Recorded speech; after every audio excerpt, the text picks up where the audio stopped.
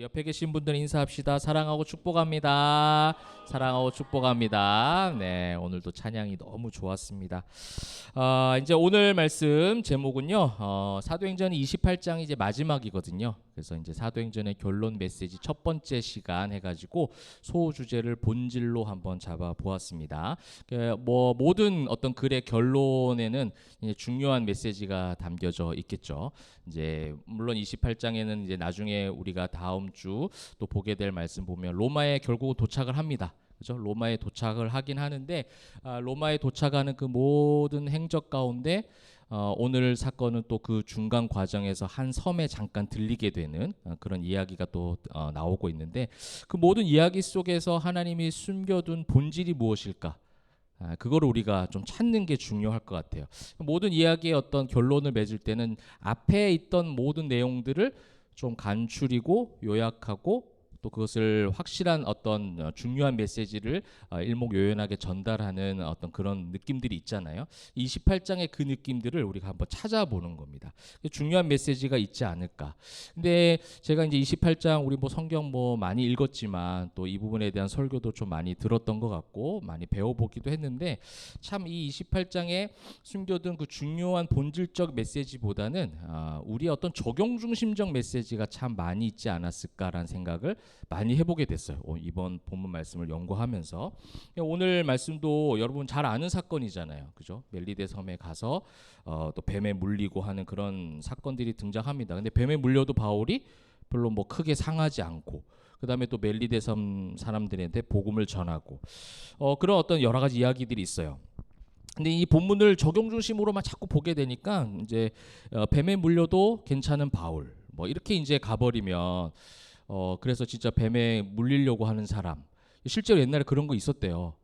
실제로 이런 성경에 나와 있는 내용들을 가지고 진짜 하나님께서 그런 기적을 베푸실 것이다라는 그런 뭐 강력한 이상한 믿음이죠. 이상한 신념을 가지고 뱀에 물려보기도 하고 때로는 뭐 십자가에 자기를 그거 해보기도 하고는 극단적 어떤 실험을 하게 만든 실험을 한 사람들이 이야기가 옛날에 참 많이 있었거든요. 이게 뭐냐면 28장 뭐 성경 전체적으로도 마찬가지인 것 같아요. 그 성경에서 말씀하시고자 하는 하나님의 메시지보다는 그 나와 있는 소개되어 있는 사건을 통해서 자꾸 그 사건이 나에게도 똑같이 일상의 삶 속에서 똑같은 기적으로 나타나기를 바라는 이상한 신념이죠.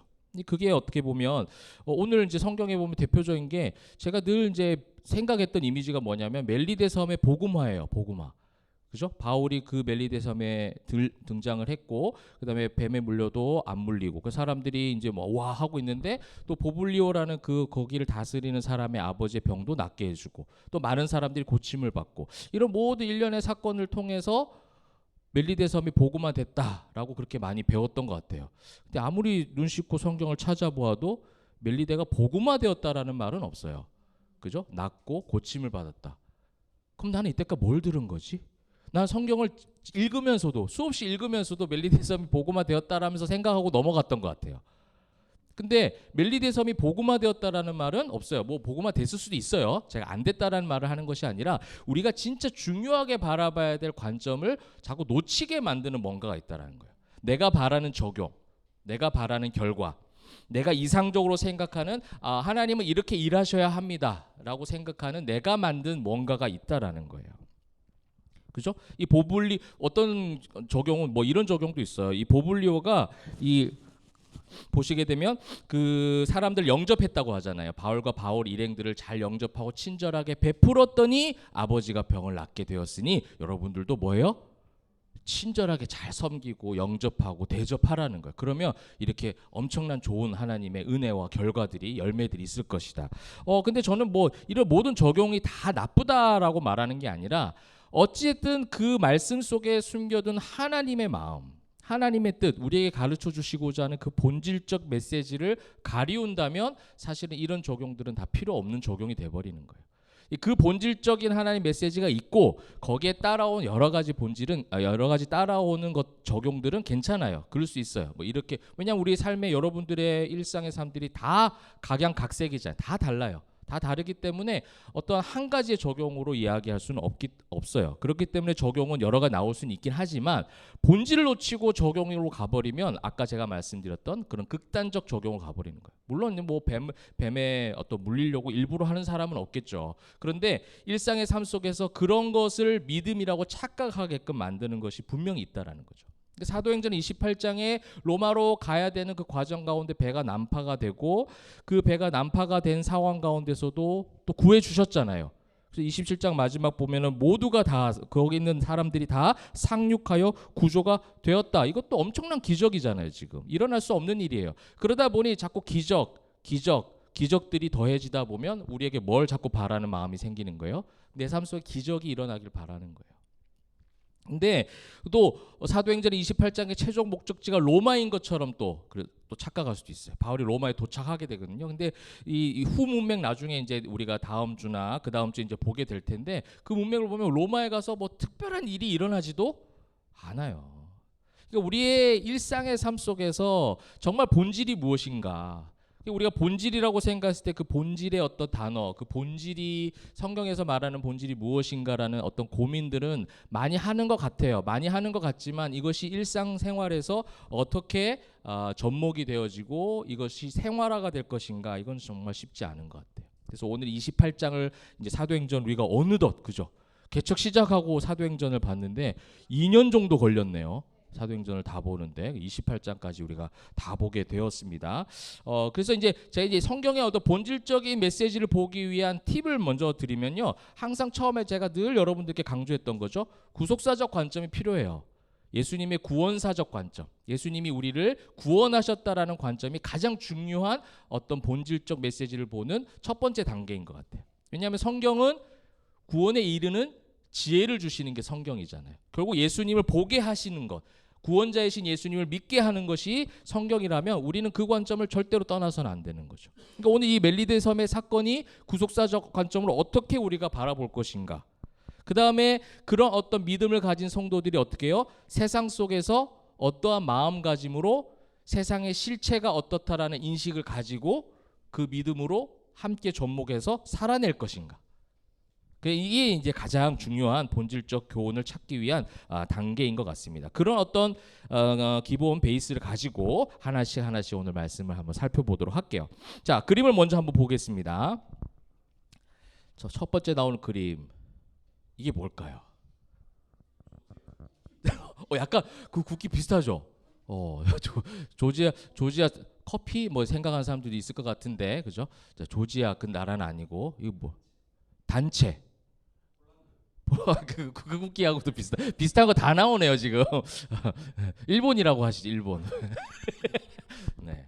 오늘 바울이 들리는 섬이 멜리데 섬이죠. 근데 이게 지금 현재는 나라예요, 나라. 몰타 공화국. 몰타라는 섬나라예요, 섬. 이게 몰타 국기예요, 국기. 그래서 뭐 옛날에 말타라고도 했는데 지금 이제 몰타 공화국이라 해서 한번 보여드릴까요? 이제 몰타가 어떻게 생겼는지. 와, 그러니까 이런데 아마 이런 데서 이제 호적되면서 상륙하지 않았을까. 우리는 우와 멋있다 하는데 바울과 바울 일행들은 우와 이렇게 하면서 이제 여기를 막 기어서 올라오지 않았을까. 어쨌든 지중해 바다니까 아마 바다는 진짜 멋있을 것 같아요. 그 다음 또 그림 또 나오죠. 이게 성 바울 성당이래요. 그러니까 바울을 기념하는 성당도 있어요. 거기 안에 거기 이제 카톨릭이 주 어떤 종교이긴 한데 어쨌든 그 안에 보면 이렇게 엄청나게 크게 해놨죠. 이제 중세 시대 때 만들어진 그런 부분입니다. 그 다음엔 없죠? 그림 두 개죠. 지도가 있어. 지도까지 갈까요? 그럼 지도까지 가봅시다. 자. 이게 이제 그 28장의 주요 어떤 그런 거예요. 난파된 데까지 우리가 본 거죠.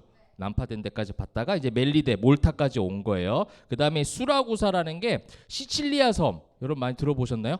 그게 이제 시칠리아, 수라구사가 시칠리아 섬이 있고 이게 지금 약간 로마 그 대륙하고 붙어 있는 것처럼 보이지만 붙어 있는 건 아닙니다. 수라구사가. 그 다음에 이제 본토인 레기온, 보디올, 로마 해가지고 이제 쭉쭉 올라가는 게 28장의 마지막 우리 행적이에요. 이것을 이제 여러분 참고하셔서 보시면 되겠습니다. 자, 이제 그런 어떤 멜리데 이제 난파가 돼서 굉장히 멀리 이거 엄청난 거리예요, 사실은. 이 14일 이상을 그죠? 막 이리저리 흔들리는 배에서 엄청 고생하다가 이제 멜리데 섬까지 오게 되었습니다. 그럼 자 1절부터 봅시다. 우리가 구조된 후에 안즉. 자, 이 구조가 어떤 단어일까? 여러분 아는 단어입니다. 네? 지난 2주 전에 말씀을 드렸어요. 그죠? 디아소조예요. 디아소. 맞아요. 디아소조입니다. 그렇게 이제 구조가 되었습니다. 그 섬은 멜리데라는 섬의 이름을 이제 이야기하고 있는데요. 자, 비가 오고 날이 참해. 제가 이제 그 항해하기 위험한 시기가 이제 11월쯤이라고 했으니까 아마 날이 추워지고 있는 거예요. 그죠? 날이 추워지고 있어요. 비가 오고 날이 참해. 그러니까 바닷물에도 몸이 다 적셔 있고 굉장히 힘든 상황 가운데 상륙을 했습니다. 그런데 굉장히 특이한 일들이 발생을 하죠. 자, 우리에게 특별한 동정을 하는데 누가 등장을 해요? 거기 있는 원주민들이 등장을 합니다. 자, 이 원주민들이라는 단어는요, 이제 바르바로스라는 단어예요. 이 바르바로스라는 단어가 이제 야만인이나 영어로 바바리안 뭐 이렇게 이제 파생이 됐어요. 바바리안. 근데 사실은 영어에서는 바바리안이라고 표현하진 않아요. 영어 번역 성경에서는 이게 이제 우리가 봤을 때 원주민, 무슨 야만인, 그래서 나중에 보블리오가 뭐가 되냐면 추장까지 돼요. 사실 이게 약간 그 당시의 배경을 조금 덜 이해한 뭐 그렇게 한다 해도 뭐 크게 뭐 문제될 건 없어요. 우리가 성경을 보는 데 있어서. 그런데 이 여기서 성경에서 말하는 원주민들 바르바로스는 뭐냐면 헬라어를 쓰지 않는 사람들이에요. 그러니까 페니키아인들이에요. 페니키아인들. 그다음 지도가 하나 또 나올 거예요. 페니키아 제국을 한번 보십시오. 이게 아마 기원전에 굉장히 그 왕성했던 민족이거든요. 페니키아가 굉장히 이 빨간색이 페니키아 영향권에 있는 나라고 동그라미가 지금 뭐겠어요? 멜리데예요. 멜리데. 동그란 게. 그 영향권에 있는 거. 페니키아 영향권에 있는 거예요. 그다음에 이제 파란색이 헬라 그리스 그 영향권에 있는 거죠. 그러니까 지금 이 시대는 페니키아가 굉장히 쇠퇴하고 있는 시기이기는 해요. 근데 이제 헬라 사람들이 보기에 그리스 사람들이 보기에 이 사람들은 페니키아어를 쓰겠죠.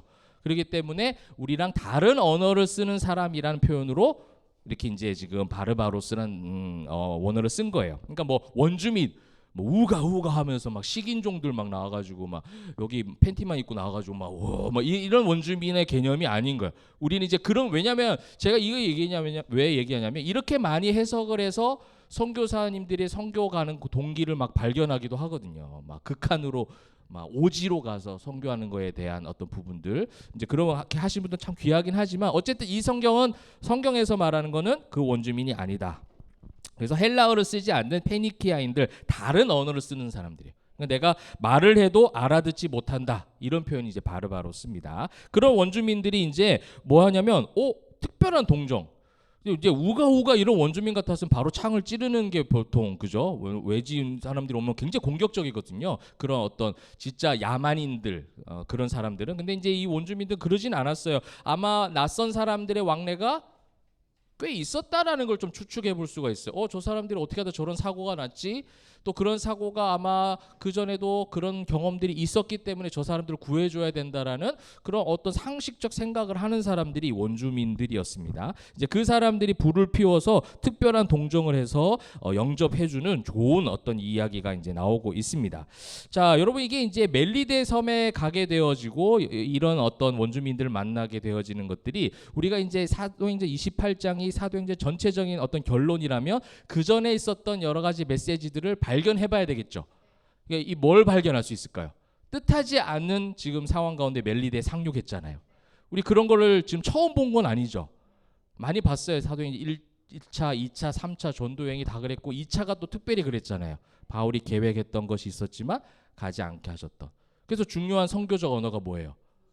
오, 잘하셨어요. 미시오 데이죠. 하나님의 성 하나님께서 하신다라는 게 이 멜리데 섬에 도착하고 상륙한 이야기를 통해서도 보여주시는 거예요. 이걸 지금 우리가 자꾸 발견하는 거예요. 사도행전 전반부에 있었던 그런 메시지를 한 번 더 상기해야 되는데 누가라는 사람이 너무 이제 똑똑하고 의사니까 이거를 굉장히 이야기식으로 풀어가면서 그 속에 숨겨둔 거예요.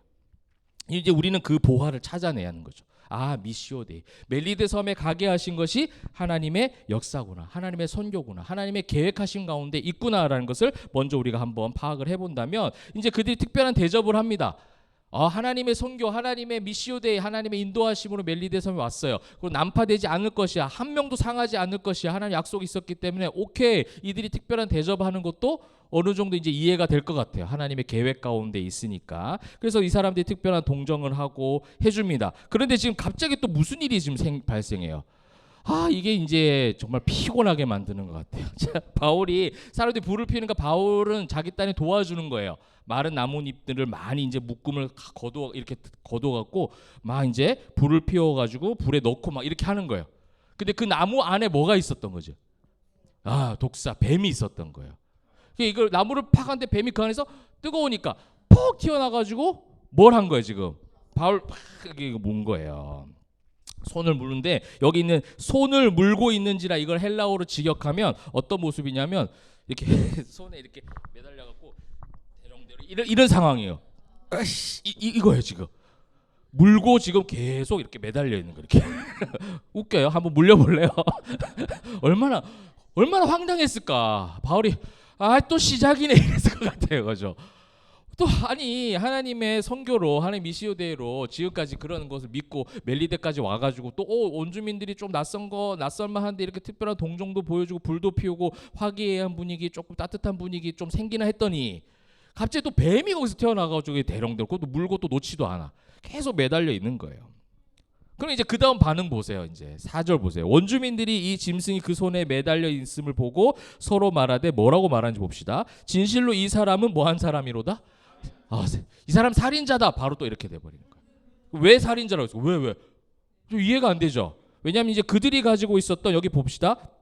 살인자로다 바다에선 구조를 받았으나 공의가 그를 살지 못하게 했다. 공의라는 표현을 쓰고 있죠. 공의. 이 공의라는 표현 자체를 우리가 볼 필요가 있는데 이게 이제 디케라는 단어예요. 디케. 이게 그 여신이에요. 여신. 그러니까 인과 저 잘했어요. 그거하고 다 연관이 되겠지만 똑같은 건 아니지만 어제 다 그런 여신들이 많아요. 그 헬라 문화권 페니키아 안에서는 이 뱀이 물린 걸 보니까 인과응보적 종교적 개념이 있는 거예요. 이게 신이 난파돼서 운 좋게 살아나긴 했지만 결국은 이 공의의 신이 살인자 죄가 있고 그다음에 이제 지금 죄수들인 것도 알게 됐잖아요. 로마 군사들이 있고 죄수들이 있고 한데 그 바울의 손을 또 무는 걸 보니 바울은 지금 뭐 한 사람이다? 살인자라는 거야. 야, 뱀이 물 정도면 저 사람은 디케의 여신이 공의 여신이 그를 가만두지 않는구나. 인과응보적 종교적 철학들이 이제 그 안에 있었던 거예요. 바울이 선교지 갈 때마다 부딪혔던 게 이거 아니에요? 그죠? 갈 때마다 그들이 가지고 있었던 잘못된 종교적 철학, 잘못된 학문들, 종교심 이런 것과 계속해서 싸우잖아요. 이게 헬라 사람들하고는 또 그런 종교심과 싸우고 또 회당 안에서는 유대인들의 그 잘못된 율법 정신 이것과 계속 싸우는 거예요. 여러분 우리가 지난주 Q&A 할 때도 그런 이야기가 있었죠. 내가 예수를 믿고 이제 잘 믿음이 생기다 보니까 믿음이 있는데도 그렇게 하지 못하는 사람들을 보니 어때요? 마음이 힘든 거예요. 답답한 거예요. 그 부딪힘이 있는 거예요. 여러분 세상의 가치관과 세상의 지식과 그다음에 뭐 예수 믿는다고 하고 교회를 다닌다고 하고 하지만 그 종교심이 가득한 사람들과의 그 우리 가치관이 달라진다는 거, 그 부딪힘이 있다는 거 사실은 그건 은혜로 온 거예요. 우리에게 있을 수밖에 없는 일이에요. 그래서 그 사람들과 관계가 어찌 보면 조금 소원해질 수도 있어요. 근데 이런 거를 우리가 두려워해서는 안 되는 거죠. 근데 어쨌든 바울은 그것을 한 번 또 경험하게 되는 거예요. 처음에는 그렇게 특별하게 막 영접을 해주다가 그 뱀에 물린 거 보자마자 뭐라고 막 살인자라고 좀 얘기하는 거예요. 이 급변하는 주변인들의 반응이 나오는 거죠. 여러분 이렇게 그런 어떤 뱀에 물리는 그 고통 가운데 그렇게 있는 사람에게 살인자라고 하니 또 마음이 어떻겠어요. 근데 바울은 어떻게 해요? 짜증나죠. 기분 나쁘잖아요. 근데 바울이 좀 어떻게 해요? 바울도 너무 쿨해도 너무 심하게 쿨해. 5절 보세요. 바울이 그 짐승을 불에 이렇게 뱀에 물렸는데 나 같으면 그렇게 할 것 같은데 그죠? 뭐 여기서 이제 뭐 그 어떤 뱀이라고도 하고 독사라고도 하고 뭐 여러 가지 이제 그 학자들이 이야기하고 있는데 어떤 사람들은 이 지역에 독사가 없다. 그러므로 이제 물려도 괜찮다. 그럼 뭐 독사 아닌 뱀한테 한번 물려보라고 말하고 싶어요. 저는 사실은. 근데 사실은 이 원주민들 이 사람들이 그 뱀을 보고 독사인지 아닌지 구분할 수 있을까 없을까? 구분할 수 있죠. 저는 제가 생각해 볼 때 독사일 확률이 굉장히 많아요. 이 사람들이 독사라고 또 그렇게 했기 때문에. 그래 어쨌든 간에 그 짐승을 몸에 떨어버리고 바람에 조금도 어떻게 해요? 상함이 없더라. 우리 여기 이제 할렐루야 막 외치잖아요. 이거 너무 좋아하잖아요. 여러분 근데 뱀에 물리면 상함이 있다 없다? 있어요. 기도하지 말고 어디로 가라? 병원 가라. 그죠? 우리 그런 걸 잘 구분해야 됩니다. 나는 예수 믿는 사람이야. 괜찮아. 뱀에 물려도 하나님이 치료해 주실 거야. 치료 안 돼요. 잘 안 돼요. 안 될 수밖에 없거든요. 어쨌든 이제 그렇게 해가지고 상함이 없어요. 이제 6절에 보니까 그들은 그가 붙든지 혹은 갑자기 쓰러져 죽을 줄로 기다리는 거예요.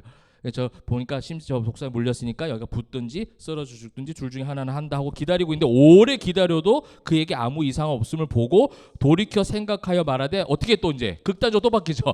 그를 신이라. 야, 살인자라고 했다가 신이라고 했다가 정신이 없다. 그죠? 자, 이 경험을 바울이 또 바울 일행 중에 바나바도 있었지만 경험을 했어요, 안 했어요? 이전에 했죠. 바나바를 보고 뭐라고 했어요? 제우스라고 하고 바울 보고 헤르메스라고 하고. 여러분 이거 아마 기억나실 거예요. 그러니까 이 숨겨진 이야기가 지금 계속 복선을 깔고 가는 거예요. 지금 그냥 상함이 조금도 상함이 없었도다. 여러분 믿으시길 바랍니다. 안 나오네 믿음이. 그 아멘이 안 나오네. 믿음 없는 자들아 이러면서 막 이렇게 이제 책망을 받는 거거든요 우리가. 근데 어쨌든 그 이야기가 그 얘기를 하고 싶은 게 아니라 사도행전에서 있었던 이야기들을 지금 복선을 깔고 지금 계속 가는 거예요 지금. 사람들은 또 막 신이라고 추앙을 하죠. 자, 근데 오늘 본문에서 그 14장에 있었던 바울이 헤르메스다 바나바 제우스다 했을 때 그 바울과 바나바가 어떤 반응을 했어요? 굉장히 화를 냈어요. 그때 14장에서는. 절대 너희가 지금 잘못 생각하고 있다. 아니다. 우리의 진짜 신은 하나님이시다. 이걸 이제 막 이제 이야기하고 그 했던 장면들이 나오고 있는데 오늘은 나와요, 안 나와요? 별 반응을 하지 않아요. 그죠? 오늘 본문에서는 바울과 일행이 거기에 대한 별 반응을 별로 하지 않아요. 왜냐하면 28장의 마지막 메시지의 결론에 그게 그렇게 중요하지 않아요. 바울과 바나바가 어떤 행동을 했는가가 중요한 것이 아니라 이 모든 28장의 마지막 결론 가운데 이 뱀에 물리게 하신 것도 낫게 하신 것도 알 수는 없지만 뭐예요? 하나님의 다 주권적 사역 가운데 있다. 사도행전의 삶은 결국 이것을 먼저 인정하는 거예요. 이 1절부터 6절까지의 뱀에 물린 사건을 통해서 우리가 바라봐야 되는 것은 병이 치료받았다. 그렇게 하나님께서 역사하시면 뱀에 물려도 아무 이상이 없다. 틀린 말은 아니죠. 하나님께서 하시면 치료하시면 가능해요. 하나님 하시려면 가능해요. 그런데 그 이야기보다 중요한 게 뭐냐면 이 모든 사도행전의 과정 가운데 지금 하나님은 한순간도 그들과 그들 놓지 않고 계시고 그들과 동행하고 계신다라는 거예요. 그게 중요한 거예요. 바울은요 뱀에 물렸을 때도 그 다음에 뱀에 물린 후에도 다 나음을 입고 사람들이 신이라고 추앙을 하는 그래서 약간 인기몰이 할 수 있는 그런 상황 가운데서도 별로 반응하지 않아요. 일희일비하지 않는다라는 거예요. 이게 이제 신앙인의 견고한 믿음의 모습들이 이렇게 지금 나타나는 거예요. 28장은 진짜 성도들의 삶을 한 번 더 보여주는 거예요. 정말 하나님을 믿는다라고 한다면 어느 한 가지 일에 너무 기뻐하고 어느 한 가지 일에 너무 슬퍼해서 극단적으로 빠지지 않는다라는 거예요. 그래 그 사람들은 신이라고 말할 수 있겠지. 그 사람들은 그렇게 얘기할 수 있겠지. 그 사람들은 또 나를 보고 아무것도 알지 못해서 살인자라고도 말할 수 있겠고 신이라고 말할 수도 있어요. 우리 사람의 관계는 다 그래요. 일상의 삶 속에서 나타나는 모든 상황들은 늘 그런 모습인 거예요. 이거를 이제 인정하고 이해하고 하나님의 주권적 삶을 믿는 성도라면 하나님을 온전하게 믿을 때 나타나는 진짜 신앙적 반응이 어떻게 보면 여기에 대해서 별 반응하지 않는 거예요. 여러분 이제 여러분이 다가오는 일상의 삶들 속에 그럴 수 있잖아요. 어떨 때 여러분을 높이기도 합니다. 그죠? 근데 때로는 어떻게 극단적으로 여러분들을 낮추고 그렇게 낮추려고 공격하기도 해요. 영원한 그죠? 영원한 친구도 영원한 적도 없는 그런 어떤 모습처럼 세상은 우리에게 다가옵니다. 그런데 여러분들은 한순간도 놓치지 않고 계시는 그 하나님의 엄청난 사랑하심. 그게 구속사적 관점의 첫 번째잖아요. 나를 이처럼 사랑하사 독생자를 주셨으니. 그죠? 그 사랑하사 아들까지 보내주셔서 나를 살리신 그 사랑이 지금 여러분들과 함께하고 계세요. 그래서 멜리데 섬에 가기 전에 난파가 되든지 간에 또 멜리데 섬에 가가지고 특별한 환대를 받고 영접을 받았지만 또 뱀에 물리면서 사람들에게 살인자라는 말을 들었고, 근데 또 그것을 낫게 하니 또 신이라고 추앙하고, 이렇게 그 냉탕과 온탕을 왔다 갔다 하는 그런 일상의 삶이지만 나는 거기에 별로 흔들리지 않는 것. 이게 진짜 믿음의 사람들의 모습인 줄 믿으시길 바랍니다. 자, 그렇다면 이제 7절부터 10절까지 우리 마지막을 이제 보게 되는데 또 다른 이야기가 나오고 있죠. 한 사람이 등장을 합니다. 이 섬에서 가장 높은 사람 보블리오라는 사람. 이 보블리오라는 것이 어떻게 보면 여기 페니키아 사람이라고 해놓고서는 보블리오라는 이름은 헬라식 이름이에요. 그러니까 아마도 그들이 언어가 통하지 않고 정확하게 이름을 모르니까 이 보블리오라는 것이 이제 포플리우스거든요. 포플리우스. 여기 포퓰리즘이 여기서 나왔어요. 그러니까 포플리우스라는 것은 인기 있는 가장 영향력 높은 사람, 이게 포플리우스예요. 그러니까 아마 제가 볼 때 그게 추측에 이거는 뭐 크게 중요하진 않는데 이 보블리오라는 이름으로 기록을 하고 붙인 걸 보니까 그냥 이 헬라 문화권에 있었던 배에 탔던 270명의 사람들이 붙인 그냥 하나의 칭호이지 않을까. 저 사람이 이 섬에서 가장 높은 사람이구나. 그래서 보블리오라고 이름 붙였을 수도 있고, 뭐 실제로 보블리오일 수도 있겠죠. 근데 뭐 그거는 크게 중요하진 않은데 어찌 됐든 간에 이 보블리오라는 이름을 가진 사람이 있었다라는 거예요. 그래서 어떤 학자들은요, 보블리오라는 이름을 만약 가졌다면 이 사람은 아마 어디 다른 외지에서, 그러니까 한마디로 그 옛날에 총독들이 있는 것처럼, 그죠? 빌라도 총독처럼, 그죠? 그 베스도 총독처럼 그 지역을 다스리기 위해서 파송받은, 그렇게 이제 그런 어떤 사람일 수도 있겠다. 뭐 이렇게 이제 해석을 하기도 합니다. 이 보블리오라는 사람이 있었어요. 어찌됐든 그 섬을 다스리는 가장 높은 사람이었습니다. 근데 그 사람이 토지가 있고 그가 우리를 영접하여 사흘이나 친절히 머물게 하더니, 그 다음에 이제 어떤 일이 나오냐면 8절, 보블리오의 부친이 열병과 이질에 걸려 누워있거늘 바울이 들어가서 기도하고 그에게 안수하여 낫게 하매. 자, 이제 바울이 그 뭐 여러 가지 사흘 동안 있으면서 이야기하면서 그런 얘기를 들었겠죠. 이 아버지가 아프고 열병과 이질이 있다, 이런 얘기를 들었을 거예요. 이 열병과 이질 같은 게 이제 그 열병이라는 게 당시 그 염소 젖에 있는 그 우유를 마시고 나타나는 병원균이라고 해요. 이게 이제 나중 후세되는 그런 어떤 면역을 이제 할 수 있는 약도 나오고 했기 때문에 괜찮아졌는데 그 당시에는 많이 있었던 그런 병이라고 합니다. 근데 이 아버지가 병을 가지고 있었는데 바울이 직접 능동적으로 들어가서 그 사람을 낫게 해주고 고쳐줍니다. 그 다음에 이제 그 소식을 들은 많은 또 병든 사람들이 와서 뭘 받았어요? 고침을 받고, 그래서 후한 예로 우리를 대접하고 떠날 때에 쓸 것을 배에 실었더라. 그래서 제가 이제 이게 완전히 동떨어진 원주민들이 아니라는 게 뭐냐면 이 배가 또 왔잖아요 지금.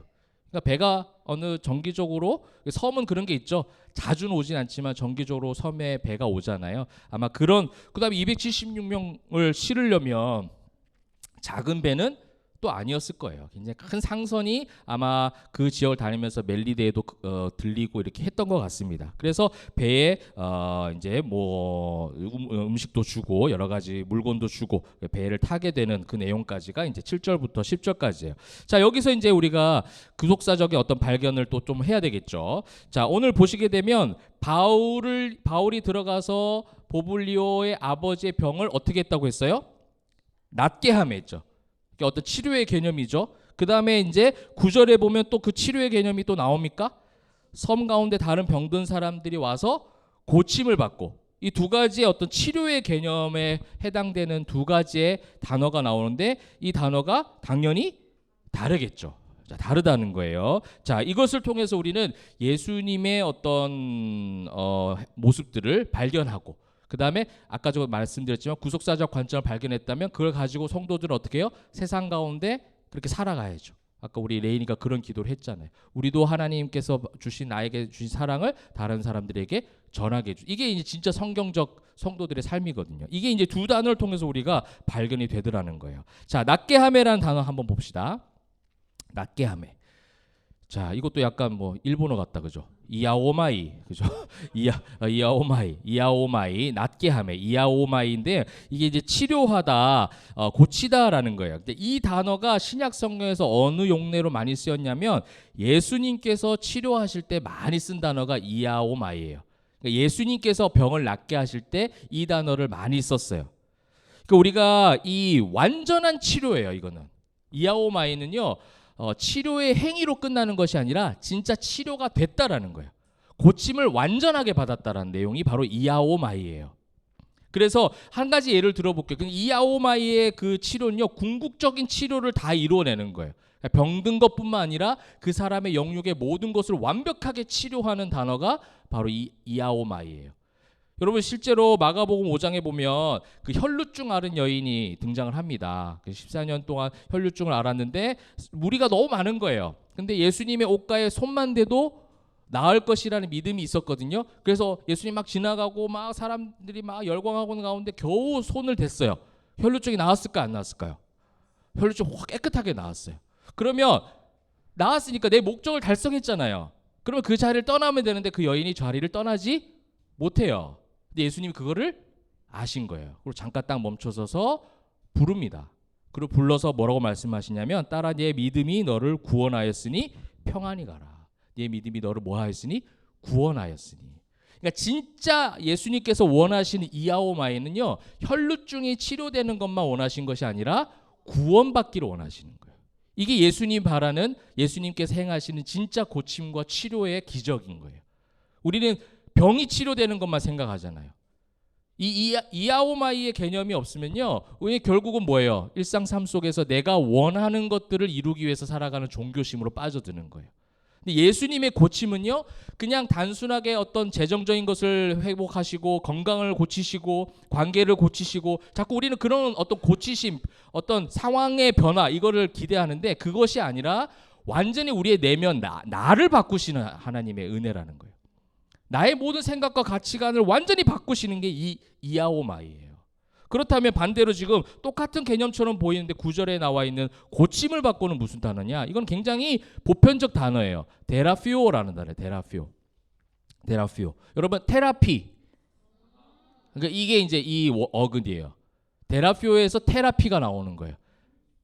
그죠? 이게 테라피가 나오는데 이게 뭐예요? 비슷해요. 의미는 치료하다. 그런데 여기서 뭐가 있어요? 섬기다, 봉사하다, 의료적 처치를 해주다. 그러니까 낫게 해주는 이아오마이하고 데라피오의 차이점이 여러분 발견되세요? 이게 뭐냐면 그 누가도 의사였으니까 의료적 처치와 봉사와 섬기는 행동을 해줄 수 있지만 이 사람들을 완전하게 치료해주지 못했다는 거예요. 그러니까 제가 그래서 멜리데 섬이 완전히 복음화 되었을까? 라는 생각을 한번 해본 거예요. 그러니까 이아오마이라는 단어로 계속 썼다면 차라리, 그죠? 보블리오와 보블리오 아버지의 가정은 몰라 또 믿었을지, 그 상황을 보고 바울과 굉장히 오랜 시간 같이 있었기 때문에 복음을 더 많이 접했을 수도 있어요. 그런데 이 지금 9절에 와서 그 하나의 차이점을 살짝 누가가 넣어놓은 듯한 느낌이었어요. 섬 가운데 다른 병든 사람들이 와서 고침을 받고 그들이 섬김, 의료적 처치와 행위의 어떤 봉사를 경험했다라는 거예요. 그냥 그들이 완전하게 영육이 바뀌어지는 예수님의 고침과 치료가 아니에요. 그래서 이 데라피오는 보통 예수님의 제자들이 어디 가서 병을 낫게 해주고, 제자들도 그 일 했죠. 제자들이 그 일 할 때 이 단어를 써요. 이아오마이를 쓰지 않고 데라피오를 쓰더라는 거예요. 우리가 마찬가지예요. 여러분, 우리가 누군가를 바꿀 수 있다 없다? 없어요. 예수 믿는 사람들이 이상한 막 그런 어떤 자격, 그런 어떤 책임감을 가지고 있는 것 같아. 내가 막 우리의 가정을 변화시키고 직장을 변화시키고 내가 일상에서, 맞아요. 우리가 근데 사도행전 앞에 나왔었던 내용들 중에 우리가 봤던 것이 뭐예요? 세상이 바뀔 거라는 그 기대를, 그 희망을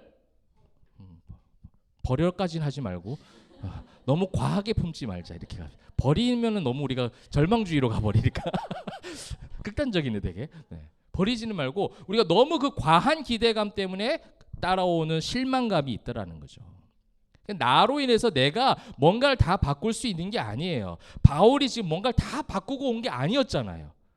바울은 그걸 알기 때문에 더 과한 액션이 없어요. 지금 그 액션을 기록을 하지도 않았고, 누가 일부러라도. 사람의 어떤 힘이 필요한 게 아니라 우리는 그저 뭐 할 수 있는 거예요? 그냥 그 테라피, 그냥 조금 만져주는 거, 좀 들어주는 거, 좀 그 사람을 위해서 뭐 하는 거예요? 섬기는 거예요. 의료적 그런 영적 의료적 처치와 그런 섬김과 봉사의 행위를 할 뿐이지 이아오마이 완전하게 고치시고 치료하시는 분 누구다? 하나님이 하신다. 우린 그저 그 하나님의 치료하심의 권능이 임하길 바라서 기도할 뿐이죠. 우리가 하는 게 아니라는 거예요. 이걸 굉장히 중요하게 구분을 해놓으신 것 같아요. 하나님의 주권적 역사 가운데 있다라는 28장의 미시오데이의 그 기반 가운데 이 이아오마이와 데라피오의 그 병을 낫게 해주는 치료해주는 것은 비슷해 보이는데 이 단어의 다른 것을 쓰면서 우리가 이 믿는 사람들이 세상 속에서 살아갈 때에 가지고 있어야 될 가장 중요한 가치관이구나. 예수님께서 우리를 궁극적으로 치료하신다는 그 구속사적 관점과 함께 그러면 내가 어떻게 해요? 그 예수님의 그 능력을 전하는 것뿐이에요. 그냥 그분이 나를 이아오마이 하셨다. 우리는 그냥 그걸 전하는 거예요. 근데 내가 자꾸 뭐 하려고 해요? 이아오마이 하려고 하는 거예요. 이게 이제 우리 이 시대의 교회들의 과한 잘못된 그런 극단적 모습이기도 해요. 극단적 종교적 모습이기도 해요. 그러니까 뭘로 흘러가는 거예요? 율법주의로 흘러가는 거죠. 사람들 자꾸 정죄하고 판단하고 이렇게 해야 된다 저렇게 해야 된다 자꾸 얘기하는 게 뭐냐면 이 개념이 지금 없는 거예요. 그러니까 사도행전에서 말씀해주고 계시는 그 하나님 말씀이 너무나도 깊고 오묘해요. 지금 우리가 28장 보면서 우리가 어떠한 성도가 될 것인가 어떠한 교회가 돼야 될 것인가에 대한 그 하나님의 인도하심을 보여주는 그 말씀이 지금 사도행전이고 이제 마지막 28장의 메시지라는 거예요. 여러분 이 마지막 메시지의 독자들은요 어쩌면 이상적인 결과를 기대하고 있을지도 몰라요. 아까도 말씀드렸지만 난파가 됐음에도 모두가 살아났으니까 그런 기적도 경험했고 뱀에 물려도 안 죽고 보블리오 아버지가 치유가 되기도 하고 그러나 이런 일은 우리 일상에서 매우 확률이 낮은 기적들이에요. 우리가 평생 못 만날 수도 있어요. 이런 기적들. 이것을 기대하고 살으라고 주신 말씀이 아니라는 거예요. 결국은 그런 기적을 베푸시고 동행하시는 그 하나님의 주권적 역사, 그 하나님의 하시는 일에 대한 그 신뢰, 이것이 이제 진짜 신앙인들의 모습이라는 겁니다. 근데 이게 인간 중심적 적용으로 자꾸 가니까 제가 서두에 말씀드렸던 것처럼 이것이 잘못된 적용으로 가버리는 거예요.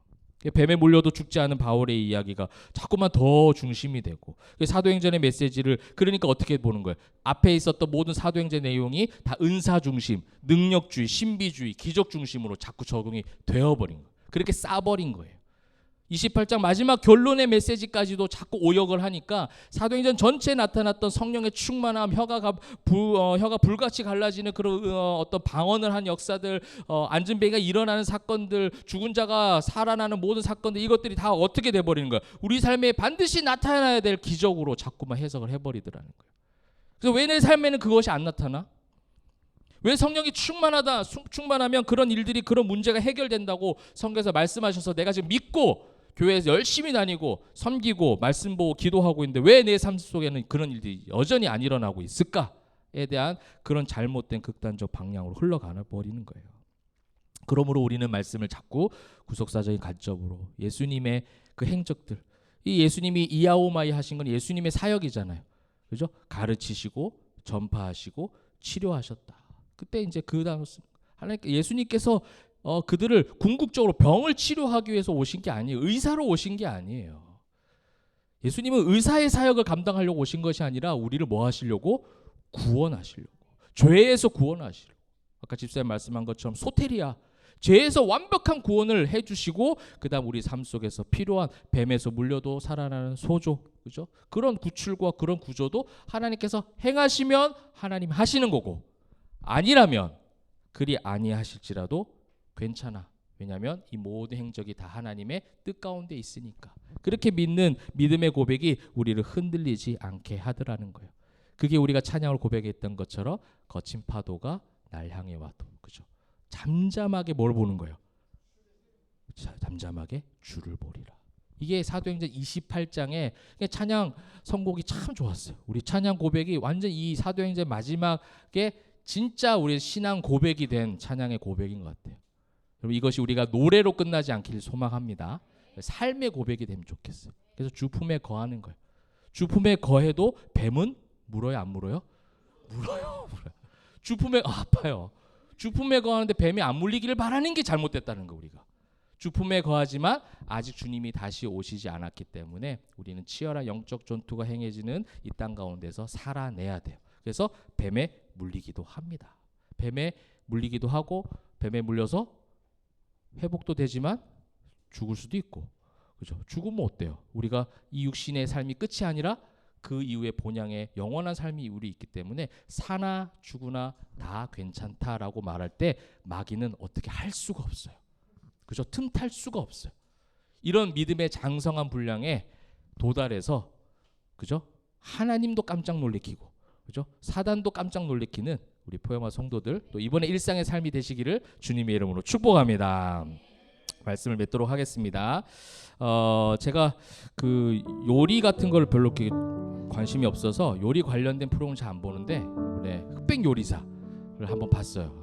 근데 요리뿐만 아니라 그 안에서의 어떤 여러 가지 그들이 가지고 있었던 생각, 가치관, 뭐 이런 어떤 삶의 방식들을 볼 수 있어서 참 재밌게 봤던 것 같습니다. 근데 이제 흑백 요리사 이제 결승에 한 명이 먼저 올라가 있고, 이제 결선에 오른 여러 사람들이 모여가지고 뭐라더라, 무한 요리 지옥인가?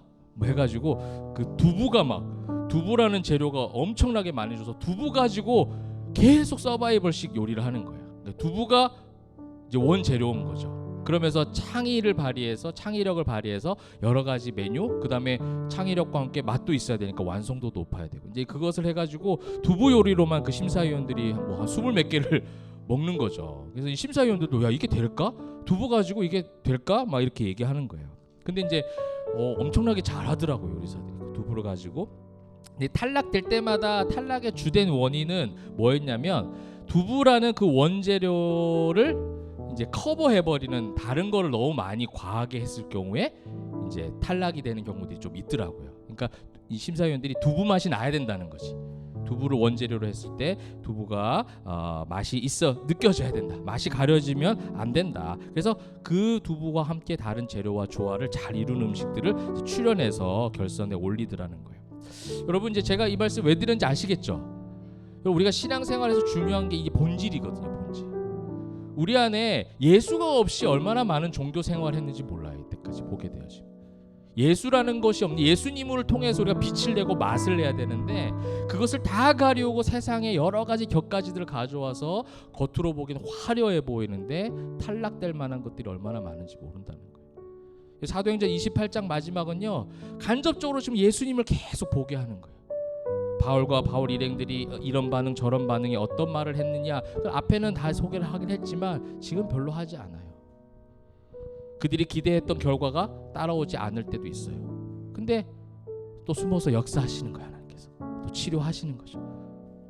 난파가 됐어요. 난파가 됐는데 바다에서 빠져 죽을 뻔했는데 멜리드 섬에 살짝 가게 해주시는 거예요. 가가지고 뭔가 또 잘 되나 싶었는데 뱀에 물렸어요. 뱀에 물렸는데 또 상하지 않게 또 하나님께서 또 도와주시는 거죠. 여러 가지 그 행적 가운데 하나님께서 숨어서 계속 역사하시는 거예요. 그 하나님의 주권적 사역들이 계속되고 있다라는 거예요. 언제까지? 우리의 생명이 다하는 그 순간까지 주님은 그렇게 우리와 역사하신다. 그러므로 그 속에서 뱀에 물려도, 그 속에서 난파가 된다 할지라도, 그 속에서 험한 인생길이 다가온다 할지라도 중요한 본질을 놓치지 않는다면 내 안에 예수가 있다. 이 본질, 이 본질적 중심적 내용이 우리 안에 있다면 우리는 어떠한 상황 가운데서도 통과될 줄 믿습니다. 어떠한 상황 가운데서도 주님 다시 오시는 그날의 영광스러운 모습으로 주님 만날 것을 믿습니다. 그래서 최후 승리를 얻는 그 순간까지 힘있게 한 걸음 한 걸음 우리 본질적인 예수님 붙잡고 승리하시는 저와 여러분 되시기를 주님의 이름으로 축복합니다. 아멘.